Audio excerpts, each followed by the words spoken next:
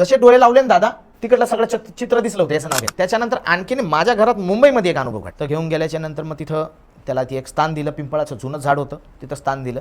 घरी आल्याच्या नंतर तर त्याच्यात एक चमत्कार असा होता की संभाजीनगरला जेव्हा मी बसलो होतो ना तेव्हा आमच्या एरियामध्ये 2 ते 3 माणसं, सावंत नावाचे, करपू अण्णा, माझी आजी, आणि तो करपू अण्णा कसा जरा मजाक किसमचा माणूस आहे, साऊथ इंडियन आहे, पण मग आपल्या घरचे संबंध चांगले असल्यामुळे तो कसं मजाक मस्ती करतो की अरे बेटा इतना दूर गया क्या सीखने गया क्या सीखा.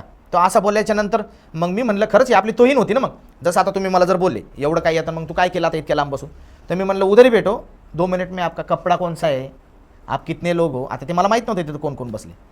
तर जसे डोळे लावले ना दादा तिकडलं सगळं चित्र दिसलं होतं याचं नाव घेतलं. ह्या मुंजाचं जसं मी नाव घेतलं, रामू बघ अशी अशी गोष्ट आहे, मला तू सगळं दाखव तिकडं काय. असं बोलल्याच्यानंतर मी असे डोळे बंद केले, शांत बसलो 2 मिनटं. डायरेक्ट माझ्या पुढं असा पिक्चर कसा येतो तसं पिक्चर चालू झाला. तिथं हे 3 जण बसले होते, ते त्यांना सांगितलं. त्या अण्णाने व्हाईट कलरचा शर्ट घातला ते पण त्यांना सांगितलं.